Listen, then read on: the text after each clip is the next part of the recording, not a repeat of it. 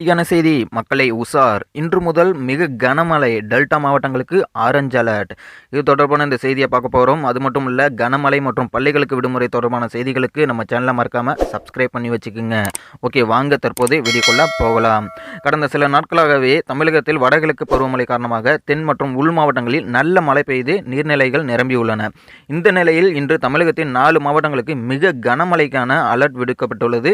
இதுகுறித்து சென்னை வானிலை ஆய்வு மையம் வெளியிட்டுள்ள செய்திக்குறிப்பில், பூமத்திய ரேகையை ஒட்டிய கிழக்கு இந்திய பெருங்கடல் பகுதி மற்றும் அதனை ஒட்டிய தென்கிழக்கு வங்கக்கடல் பகுதிகளில் காற்றழுத்த தாழ்வு பகுதி உருவாகியுள்ளது. இத்துடன் நவம்பர் 25, அதாவது இன்று திங்கட்கிழமை தென் வங்கக்கடலில் மத்திய பகுதிகளில் காற்றழுத்த தாழ்வு மண்டலமாக வலுப்பெறக்கூடும். இது வடமேற்கு திசையில் தமிழகம் மற்றும் இலங்கை கடற்கரையை ஒட்டி நோக்கி நகரக்கூடும். இன்று கடலோர தமிழகத்தில் ஒரு சில இடங்களிலும், உள் தமிழகத்தில் ஓரிரு இடங்களிலும், புதுவை மற்றும் காரைக்கால் பகுதிகளிலும் லேசான முதல் மிதமான மழை பெய்யக்கூடும்.